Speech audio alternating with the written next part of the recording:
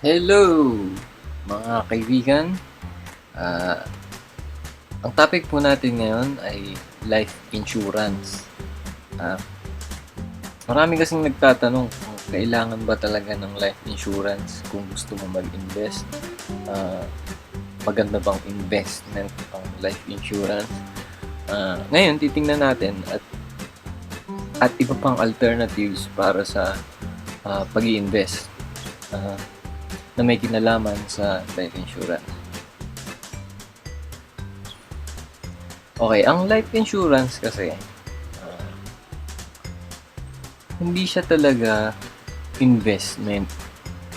Ang insurance, protection siya ng mga investment mo.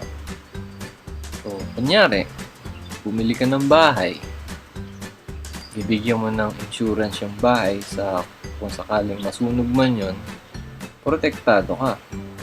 Mari-refund mo yung mga nawala sa'yo. Yung insurance company ang magbabayad pagpapatayo ng panibagong bahay. Kunyari naman sa kotse, yan, may insurance ng kotse. Kung mabangga man yan, sagot na nung insurance company. Ngayon, merong mga financial advisors na lalapit sa'yo. Kunyari, itong sa Sun Life Financial Advisors, meron lalapit sa inyo yan. Ang una nilang iaalok sa'yo kung gusto mo ba ang mag-invest at meron silang mga products and services na mag-cater sa'yo kung gusto mo mag-invest. Pero tandaan nyo, ang life insurance, ang Sun Life, ang mga financial advisors, una sa lahat, mga salesman yan. Mga ahente yan. So, kailangan nilang makapagbenta ng life insurance premium at nung investment products nila. May mga quota kasi sila. So, sales yan eh. So, isipin nyo, kung ang salesman, ano ang priority ng salesman? Hindi ba makakota? So, isipin nyo na lang, ganun pa lang eh. Yung financial advisor, hindi naman nila talaga iniisip kung kikita ka dun sa ino-offer nilang products. Kasi meron silang mga documents dyan eh na sabihin ganito yung returns na nung funds nila, ganitong percentage yung kikitain mo every year. So, hindi naman nila talaga alam yun kasi meron lang, kumbaga na-orient na sila kung paano mag-sales eh. Pero at the end of the day, ang target talaga nila sa inyo ay bumili kayo ng insurance, ng investment products para makakota sila. Ngayon, hindi ko sinasabi na masama ang mga financial advisors at life insurance agents. Hindi sila masama. Pero isipin nyo lang kung ano talaga yung trabaho nila at kung saan sila merong knowledge. So, kung financial advisor sila, aka life insurance agents, tanongin nyo sila tungkol sa insurance. Pero wag niyong gagawin. Hihingi kayo ng tip or investment tip sa mga financial advisors dahil hindi nila kayang gawin yon. Kung kaya man nila, dapat hindi na nila ginagawa yan. Solo na nilang ginagawa ang pag-invest sa stock market, sa real estate. Hindi nila. So, tandaan nyo lang. So, mga financial advisors, mga salesman yan. Ngayon, ikaw na savvy investor, alam mo na yung mga kalakaran ng mga financial advisors.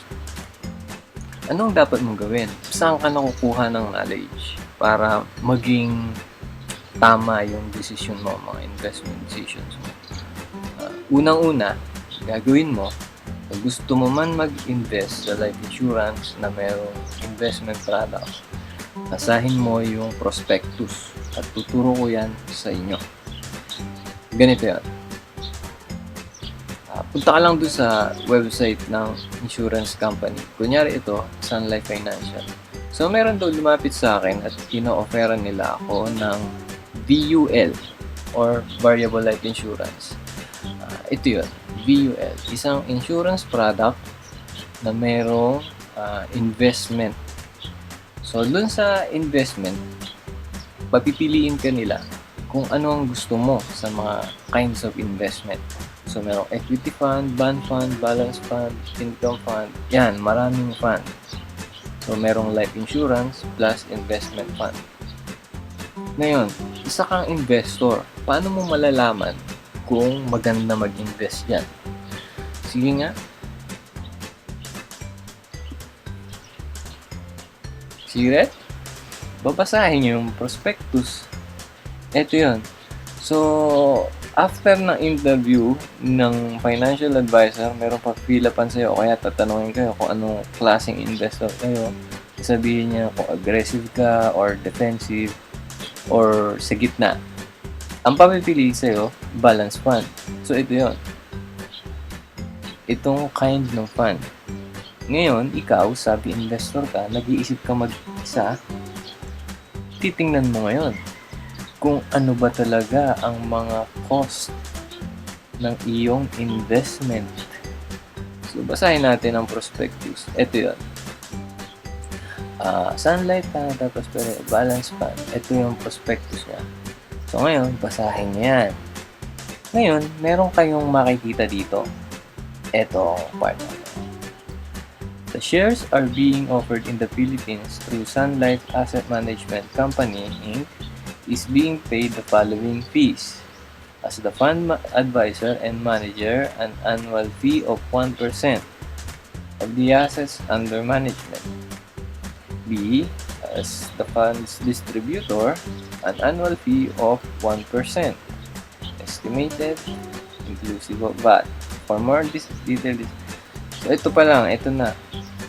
So, ibig sabihin, pag nag-invest ka daw dito sa balance fund, dito sa VUL, insurance plus investment product, babayaran mo daw yung fund advisor at yung fund manager ng 1% ng pera mo every year. At B, plus 1% uli dahil dun sa fund distributor. So, ibig sabihin, every year, nawawalan ka ng 2% sa pera mo dahil nilagay mo sa balance fund na ino-offer nila. So, 2%. Ito, summary pa lang tong page na binasa natin. So, hindi pa natin alam kung merong mga hidden charges to. So, minimum, meron ka ng 2%. Sure na 2% expense every year. Kung maliit lang yung pera mo, hindi ganong ramdam to. Pero para sa mga malakihang pera, ang 2% malaki na to. Dahil ang inflation natin, 2% na eh. So, 2% inflation plus 2% ng cost ng pag-invest dito sa fund na to equals 4% na. Minus 4% ka na kagad every year. So, kailangan mong kumita ng mas mataas pa sa 4% para lang yung investment mo maging sulit.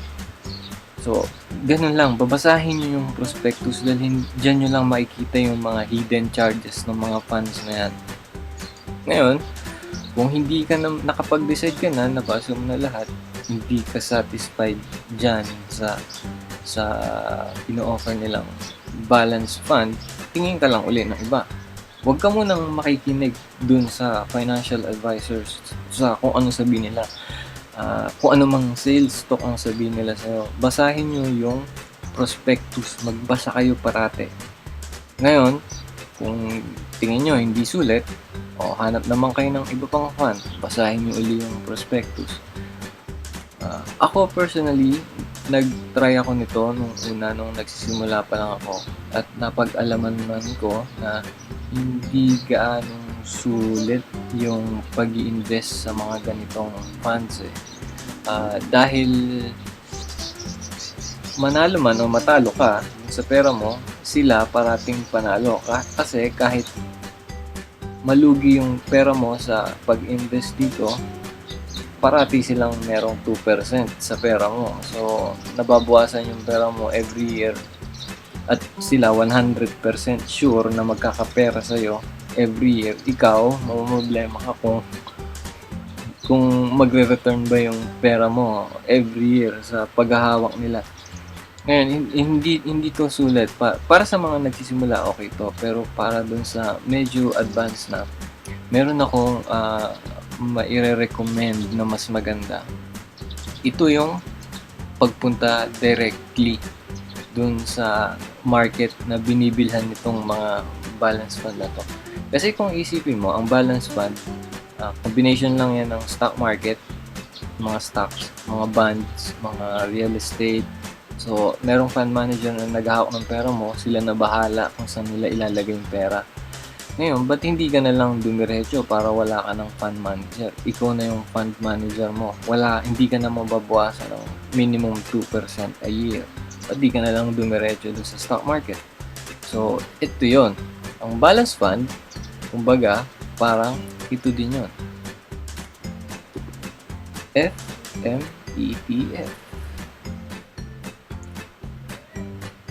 Okay, ang FMETF o Exchange Traded Fund, First Metro Philippine Equity Exchange Traded Fund, isang klase ng fund, ETF. Ito para siyang fund ng mga mutual funds tsaka yung mga life insurance companies. Pero hindi siya fund. Medyo magulo, di ba? Hindi siya talaga mutual fund, kundi isa siyang exchange traded fund. Para siyang stock. Stock siya na iti-trade sa stock market mismo. So, diretso ka na. Wala nang mga fees na 2% per year. Wala na. Para ka nang humawak ng isang stock. So, ang kagandahan nun, wala nang fees. Anytime pwede mo i-withdraw. Kasi yung mga balance fund, yung mga mutual fund ng financial tsaka mga life insurance companies, meron niyang bayad kapag nag-withdraw ka na. So, yung 2% mo management fees nila na expense mo, hindi lang yan yun. Dahil pag nag-withdraw ka, magbabayad ka pa ng dagdag additional fees. Kaya, nare-recommend ko lagi basahin yung prospectus. Ang ETF, wala na nun. Para lang siyang stock market. So, bigyan mo lang ng commission kukuha lang ng commission yung stockbroker, okay na. Anytime, pwede mong withdrawin, pwede mong i-buy, pwede mong i-sell. Ang mga mutual fund, tsaka yung life insurance funds, hindi yung pwede. Kailangan, sabihin nila, kailangan i-hold mo to ng minimum 5 years. Kung hindi, magbabayad ka na naman ng panibago. Ang ETF hindi, ikaw na may control sa pera mo. So, mas may freedom ka. Meron kang independence sa kung anumang style or kung anumang management ang gusto mo. Na yun naman talaga ang goal ng paggawa ko ng mga videos na to. Maging independent kayo sa pag-invest. Sana dumating yung time na hindi nyo na kailangan yung mga ganitong videos. Iyon talaga ang goal ko, yung ma-obsolete ako para hindi kayo gumastos ng malaki sa pag-invest. Kasi knowledge is power eh. Kung alam mo to, mas magiging maganda ang mga investment decisions mo. Mas makakatipid ka, mas mabilis kang makakarating dun sa financial freedom na inaasam mo. Kasi kapag ganyan, hindi mo alam, nagsisimula ka pa lang, may lumapit sa'yo ng financial advisor, hindi mo alam, marami palang fees. Yung fees na binayad mo sa kanila, kung natipid mo yun, mas mabilis kang makakarating sa financial freedom eh. Hindi nasasayang yung pera na napupunta lang sa fees. Okay? So, dapat ba life insurance, mutual fund, investment funds? Ano sa tingin nyo? Kung meron po kayong suggestions, comment o mga tanong, leave nyo lang po sa comment section below. Salamat.